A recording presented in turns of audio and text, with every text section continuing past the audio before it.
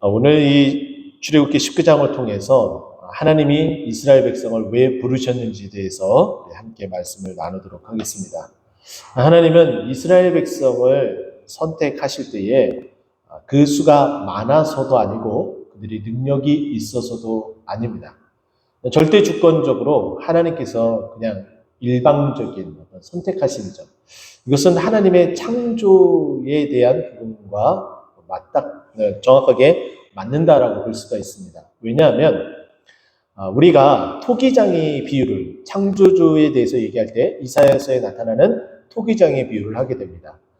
그 토기장의 비유를 보게 되면은 만들어진 토기가 그 토기를 만드는 토기장이에게 왜 나에게 이렇게 만들었냐 말할 수 없다라고 이야기를 하죠.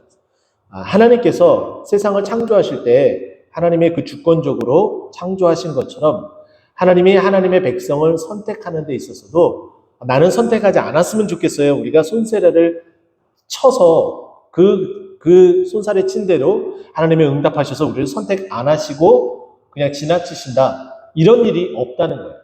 우리가 아무리 손사래를 치더라도 하나님이 주권적으로 선택하시면은 선택받은 백성이 되고 또 하나님께서 버리시면 유기한 백성이 된다라는 거예요. 그러면 우리가 이 자리에 앉아 있다는 것은 하나님의 주권적인 선택으로 말미암아 우리가 구원받은 백성이 되었다는 것 그 자체가 너무나 큰 감사이죠. 이스라엘 백성도 그와 같은 감사함이 있어야 되는데 지금은 그렇지 못하는 모습들로 좀 안타까운 마음들이 좀 있습니다. 어쨌든 이스라엘 백성들은 하나님의 선택한 아브라함부터 시작해서 그 수가 적은 수에서 자손이 없었던 때에서 하나님께서 자손을 많게 하시고 민족을 이루겠다라고 말씀하신 그 말씀이 그대로 이루어지고 성취하기 위해서 아브라함에서 이삭에서 야곱에서 12아들, 그래서 12아들의 그 자녀들을 이스라엘 지파로 삼으셨습니다. 또 뿐만 아니라 하나님께서 아브라함에게 약속하셨던 그 말씀은 야곱이 12아들을 통해서 이스라엘 12족속만 선택한다면은 모든 민족이 하나님 앞에 다 귀속되지는 않을 거예요.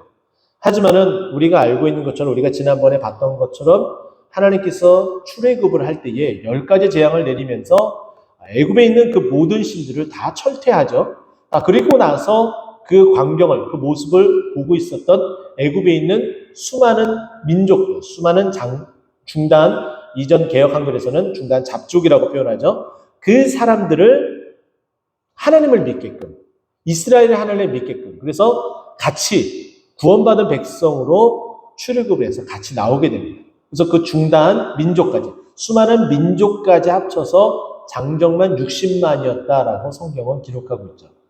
자, 그런데 이 이스라엘 백성이 홍해를 건너고 애굽에서 나왔습니다. 그리고 나서 광야에서 벌어진 일들이 우리가 알고 있는 것처럼 만나를 먹이시고 르비딤에서 전투를 하고 이제 그 모든 일정이 맞춰지고 이제 시내산 앞에 이르릅니다.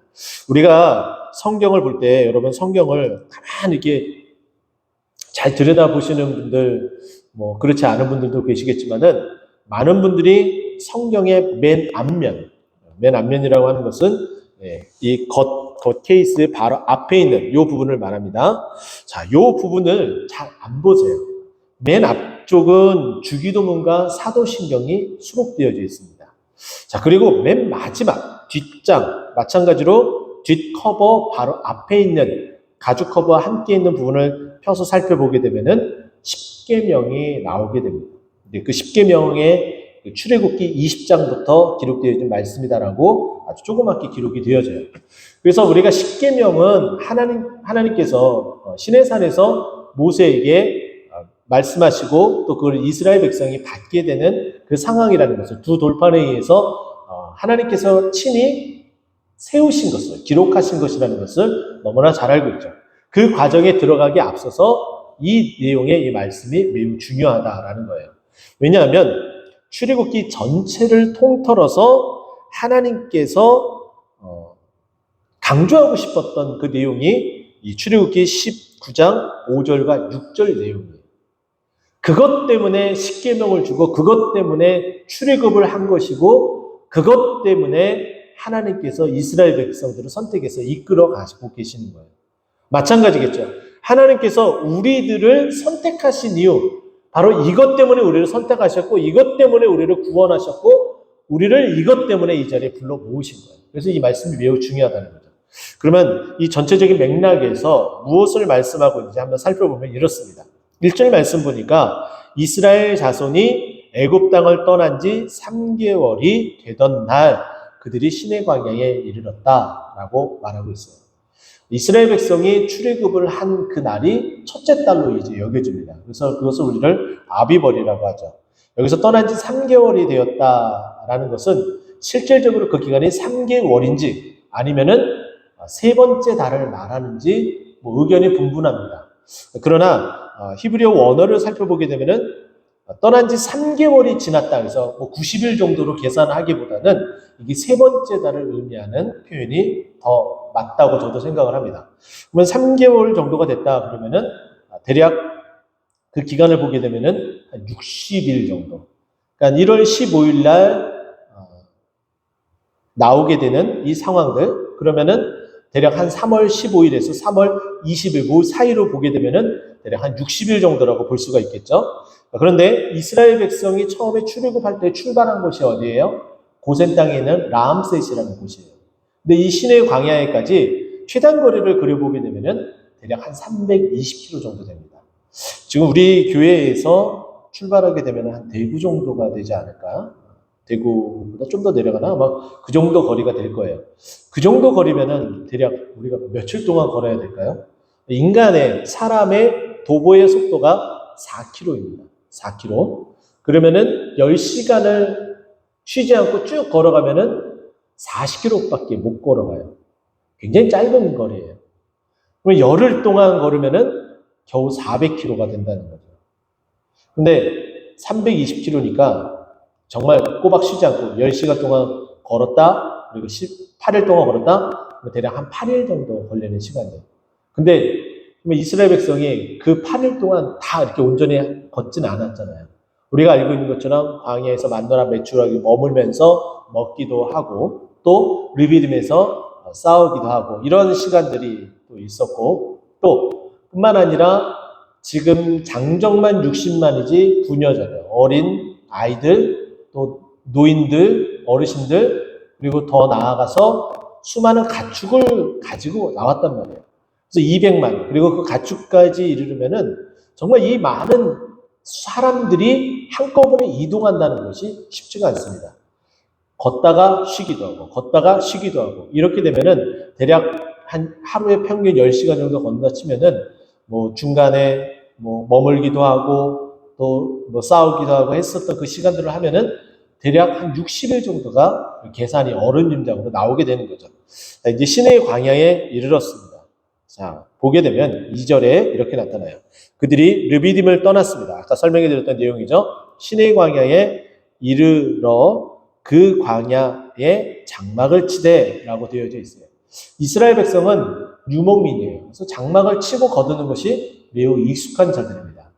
당연히 이들이 장막을 쳤다라는 것은 이곳에 어느 기간 동안에 머물러 있었음을 우리에게 말해줘요. 근데 우리가 나중에 성경을 쭉 살펴보게 되면은 이 시내산에 머물렀었던 기간이 11개월 20일입니다. 굉장히 긴 시간 동안 이곳에서 머물러 있었던 거예요. 그러니까 당연히 이 장막을 치고서 그곳에서 나아가는데 여기 보게 되면은 이스라엘이 거기 산 앞에 장막을 치니라 라고 되어 있어요. 여기에 보게 되면은 거기 산 앞에 라는 표현이 나옵니다. 또 요 표현 산이라는 표현이 3절에도 나타나죠. 여호와께서 산에서 라는 표현이 나오게 됩니다.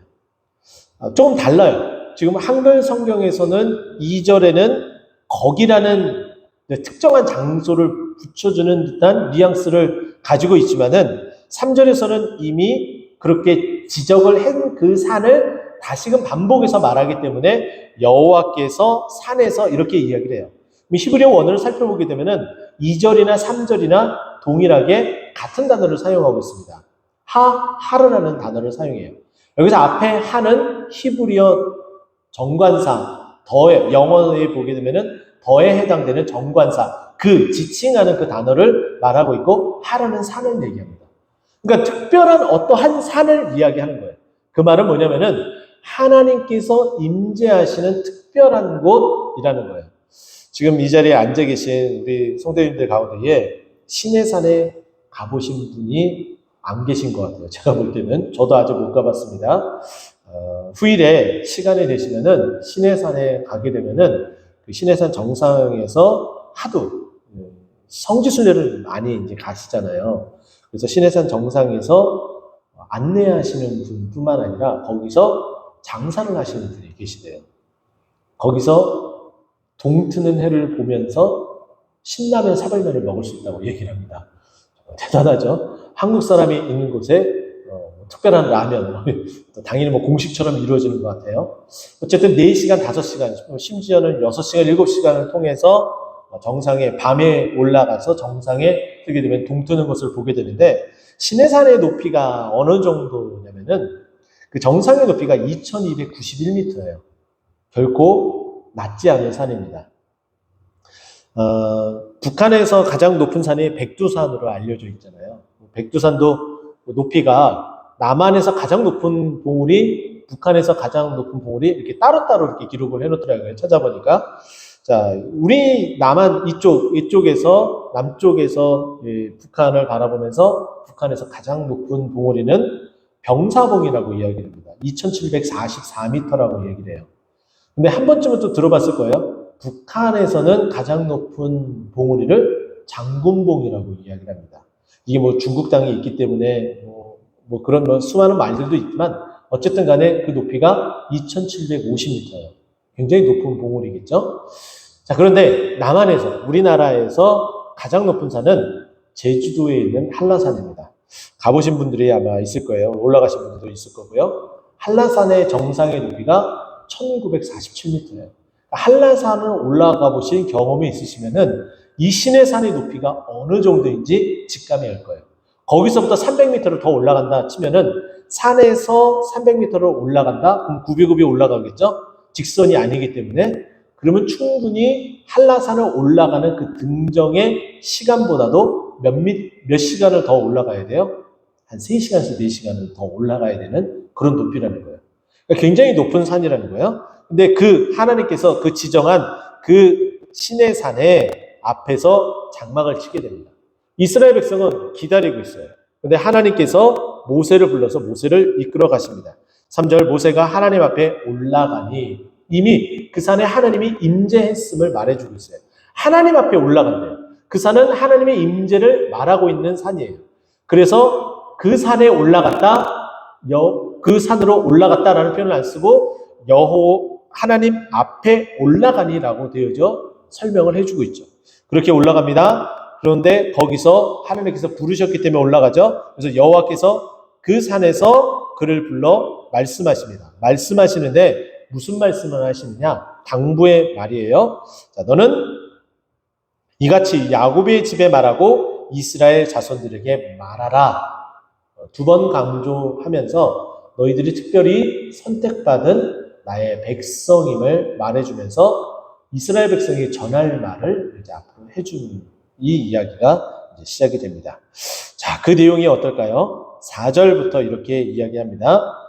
내가 애굽 사람에게 어떻게 행하였음과 그리고 또 내가 어떻게 독수리 날개로 너희를 업어 내기로 인도하였음을 너희가 보았거니와 이렇게 표현해요. 그러니까 본 것을 우리 하나님께서 얘기를 해줘요. 이스라엘 백성이 직접적으로 목도한 내용을 말하고 있는 거예요. 당연히 동의를 안 할 수밖에 없겠죠. 당연히 고개를 끄덕이면서 네, 봤습니다. 하나님께서 행하셨죠. 하나님께서 정말 그렇게 인도하셨죠. 다 수긍하고 동의할 수밖에 없는 거예요. 근데 그 내용이 뭐냐? 4절에 있는 것처럼 애굽 사람에게 어떻게 행하시는지. 애굽 사람이 쫓아와요. 근데 그 쫓아오는 애굽 사람은 그냥 일반 사람이 아니라 애굽 군대예요. 군대가 왜 쫓아와요? 이스라엘 백성을 잡아서 죽이든지 다시 애굽으로 끌고 가든지 둘 중 하나 결정하기 위해서 애국 군대가 쫓아오게 됩니다. 말과 기병이 쫓아오게 돼요. 그런데 그들이 다 어떻게 돼요? 홍해에서 다 수장이 되어지는 거예요. 그 이전으로 돌아가 볼까요? 이스라엘 백성들만 그 장자가 죽지 않고 애굽에 있는 모든 초태생들은 다 죽게 됩니다. 이것은 장자에 대한 죽음을 말함과 동시에 또 뭐예요? 애굽의 가장 첫 번째 우상시 되고 있는 그 우상, 장자 애굽의 신 바로가 신이라는 뜻을 가지고 있죠. 그 바로의 신을 처철하게 하나님께서 죽이시고 패투시키고 이기시는 그 장면을 말하고 있어요. 그 구속의 굴레에서, 그 우상의 굴레에서 벗어나게 하셨던, 하나님이 특별하게 행하셨던 그 일, 애굽 사람에게 행하셨던 일 너희가 다 알지 않느냐? 네, 맞습니다. 예, 주님께서 그렇게 하셨죠. 다 수긍을 하는 거죠. 마찬가지로 하나님께서 우리에게 행하셨던, 지금까지 행하셨던 그 일들 다 기억하셨잖아요. 우리를 어떻게 부르셨는지, 우리가 지금까지 이곳까지 어떻게 오게 되었는지, 하나님이 도움이 아니고서는 도저히 우리는 이곳에 설 수 없었습니다라고 고백하는 에베네셀의 하나님을 우리는 고백할 수밖에 없잖아요. 그 얘기를 동일하게 해주고 있는 거예요. 또 뿐만 아니라 내가 어떻게 독수리 날개로 너희를 업어내기로 인도하는지, 이건 비유적인 이야기예요. 뭐 하나님께서 직접 독수리처럼 이렇게 날아오셔서 그들을 인도해내셨다 이런 내용이 아니라, 그 내용은 성경에 나타나는 독수리가 비견되어지는 내용은 가장 힘있고 가장 능력이 있고 그리고 가장 안전하고 그런 의미의 내용을 이 독수리는 가지고 있습니다. 그래서 그 날개 아래 모았다, 이건 하나님의 그 안정감. 그리고 독수리 날개쳐 올라갔다, 가장 힘있고 능력 있는 그 말을 하는 것이 독수리예요. 여기에 나타나 있는 어떻게 독수리 날개로 너희를 업어내기를 인도하였느냐? 하나님께서 너무나 매우 안정적으로 안전하게 편안하게 너희를 이끌어왔다라는 것을 말해주고 있어요. 그도 그럴 것이, 우리가 알고 있는 것처럼 하나님께서 이 3개월, 한 60일 정도 이 시간 동안에 하나님께서 광야에 이끌어 가시면서 행하셨던 그 일들을 여러분 한번 생각해 보세요. 우리가 알고 있는 것처럼 출애굽하면서 하나님께서는 어떻게 하셨습니까? 낮에는 구름기둥으로, 밤에는 불기둥으로 인도하고 계세요. 그러니까 이 모든 일들은 하나님이 안전하고 평안하게 하셨다는 거예요. 저는 여러분 어떤 상상을 가지고 있는지 참 궁금합니다. 저도 매우 이 내용들이 궁금해서 각종 상상을 좀 다 해봤어요. 이 구름기둥이라는 게 과연 뭘까? 또 불기둥이라는 게 과연 뭘까? 우리는 생각하면 기둥은 이렇게 지붕이 없는 어떤 특정한 이런 기둥을 말하잖아요. 그죠? 세워져 있는, 여기 이제 기둥이 있는 것처럼 그런 기둥. 우리는 머릿속 상상 속에 이렇게 세워져 있는 그런 기둥을 생각을 합니다. 그런데 밤에 되면은 여기는 영하로 떨어지는 매우 추운 곳이에요. 광야이기 때문에. 특별한 따뜻함이 있어야 되는데 그때 필요한 것이 불기둥이었단 말이에요. 그럼 불기둥, 구름기둥, 이게 과연 무엇을 의미할까? 구름기둥은 뭘 의미해요? 낮에 따가운 햇살을 가려주고 그늘을 만들어주는 그 역할을 하는 것이 구름기둥이에요. 그러면 구름기둥이 이렇게 서 있으면은 햇빛이 오면은 아무런 영향을 못 미치잖아요. 그러면 상상을 좀 탈피를 하셔야 돼요. 구름기둥, 불기둥은 우리가 생각하는 이렇게 세워져 있는 것이 아니라 이렇게 박스처럼 네모나게 온실처럼 이렇게 딱 갖춰진, 마치 트레일러 안에 들어가 있는 그런 곳이라는 거예요. 그래서 구름이 위에 지붕처럼 가려져 있으니까 낮에 해가 상치 못하게 되는 거예요. 그죠? 또 뿐만 아니라 밤에 불기둥이 세워져 있으면은 어떻게 돼요? 당연히 따뜻하겠죠. 그래서 밤에 그 추위가 엄습하지 못하고 따뜻하게 가려주는 거예요. 근데 이스라엘 백성이 이렇게 나오면서 낮에는 구름기둥, 밤에 불기둥을 또 다른 기능이 있었습니다. 이것은 뭐냐면은 쫓아오는 애굽 백성, 홍해를 건너기 전에 쫓아오는 그 애굽 백성과 분리시키는 역할도 합니다. 그건 분명히 우리가 잘 알고 있잖아요. 구름기둥과 불기둥 때문에 당연히 가까이 오지 못했어요. 이 말은 뭐냐면은 구름이 짙으니까 햇빛이 투가 되지 않잖아요. 그럼 당연히 위만 덮은 것이 아니라 앞뒤로 보호막이 있었다는 거예요. 그 구름이 이런 모양으로 박스형으로 되어져 있다는 거죠. 그래서 이 구름에 대한 이 두께가 어느 정도일지는 상상할 수 없습니다. 하지만 분명히 이것이 앞을 가로막는 거예요. 한 치 앞도 내다볼 수 없을 정도로 애국 군대를 그렇게 만들고 있다는 거죠. 근데 이 내용이, 이 전체적인 이 넓이가 이스라엘 백성이 다 들어갈 만한 곳이라면은 정말 거대한 구름 기둥과 같은 돔구장과 같은 것들을 하나님께서 이렇게 딱 만들어 놓으신 거예요. 그 안에 이스라엘 백성이 들어가 있었다는 거죠. 그러니까 이렇게 안전하고 편안하게 하나님께서 인도하시고 여기까지 이끌어오지 않았느냐. 너희가 그걸 다 알지 않느냐. 네, 맞습니다. 우리도 마찬가지겠죠. 우리의 삶도 마찬가지겠죠.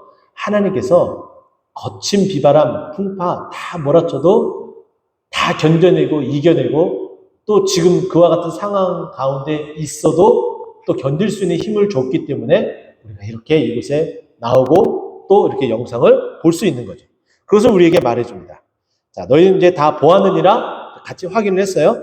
그리고 나서 이제 하나님께서 하시고 싶은 말씀, 내가 너희를 왜 이렇게 했는지 그 이유와 목적을 우리에게 말해주고 있습니다. 하나님께서 이렇게 하신 것은 어떻게 하기 위해서요? 5절과 6절에 보면은 되겠고 되며 되리라 이렇게 동사가 3번 언급이 됩니다. 이 단어가 매우 중요해요. 하나님께서 우리를 이렇게 하신 이유는 뭐냐면은 모든 민족들, 많은 민족들이 있지만은 너희들이 내 소유가 되기 위해서, 하나님의 소유로 만들기 위해서다. 우리를 부르신 이유는 우리가 하나님의 소유가 되게끔 하기 위해서 우리를 그렇게 불렀다는 거예요. 근데 그냥 소유가 아니라 어떤 소유예요? 6절에 보니까 내게 대하여 제사장 나라가 되며 하나님을 섬기는, 하나님을 예배하는 백성을 만들기 위해서 그렇게 하셨다는 것이고, 또 거룩한 백성이라는 것은 세상의 사람과 하나님의 백성을 구별지어서 놓기 위해서 우리를 그렇게 부르셨다. 이스라엘 백성을 그렇게 부르셨다. 이렇게 말씀하고 있어요. 근데 하나님이 이렇게 하나님의 소유로 만들고 제사장 나라가 되게끔 하고 또 거룩한 백성이 되게끔 하기 위해서 너희를 불렀는데, 너희를 불렀을 때는 너희가 이렇게 되기 위해서 반드시 해야 될 게 2가지가 있다라고 말하고 있는 것이 5절입니다. 자, 5절 보세요. 너희가 내 말을 잘 듣고 내 언약을 지키면. 2가지 조건이에요. 처음에는 잘 듣고 그리고 잘 지키면. 언약을 잘 지키기 위해서는 그 언약을 들어야 돼요. 먼저 늘 끊임없이 하나님의 말씀을 들어야 돼요. 한 번 들었던 말씀, 난 이제 들었기 때문에 더 이상 똑같은 말씀을 안 들을래요? 그것이 아니라 끊임없이 매일같이 말씀하시는 하나님의 음성을 들어야 된다는 거죠. 근데 그 말씀을 듣는 것으로 그치는 것이 아니에요. 한 귀로 듣고 한 귀로 흘러버리고 그냥 말씀되는 말씀대로 따로, 내 삶은 내 삶대로 따로 이와 같은 것이 아니라 말씀을 듣고 그 언약을 지켜야 된다. 근데 왜 지켜야 되느냐? 그 이유가 5절 첫 번째 있어요. 세계가 다 내게 속했다라고 표현해요. 여기서 세계라는 표현, 히브리어 원어를 살펴보게 되면은 하아레츠라는 거예요. 하아레츠. 이거 뭐냐면은 그 땅이라는 거예요. 그 땅. 그 땅은 뭐예요? 하나님께서 창조하셨던 그 땅. 이 말은 즉 다시 말해서 하나님께서 태초부터 모든 것이 다 하나님이셨고 지금도 하나님의 것이고 앞으로도 하나님의 것이다라는 것을 말하고 있어요. 우리도 하나님께서 부르신, 우리도 만세전에 우리를 택하셨고 우리를 창조하셨고 우리가 다 하나님의 것인데, 우리가 죄악 가운데 있을 때, 불순종할 때 우리가 하나님과 멀어졌지만 그때도 여전히 우리를 사랑하셔서 우리를 구원하시기 위해서 예수 그리스도를 보내주시고 자기 백성으로 삼으시고 그와 같은 능력, 권능, 그와 같은 권한이 다 계신 분이라는 것을 세계가 내게 다 속했다. 소유권을 이야기를 하는 거예요. 우리의 소유권이 누구에게 있다고요? 하나님에게 있다라는 것을 말해주고 있어요. 그렇기 때문에 너희는 내 것인데 너희가 내 말을 잘 들어야겠지? 내 말을 듣고서 또 반드시 내 언약을 지켜야겠지? 그러면 너희는 내 소유가 된 것이 인정되는 거야. 마치 공인인증을 하듯이 인정되는 거야. 또 내 제사장 나라가 되는 거야. 예배해야지. 또 너는 세상 가운데에 세상 사람들과 내 백성 아닌 자들과 구별되어지는 거야. 이렇게 말씀하고 있는 겁니다.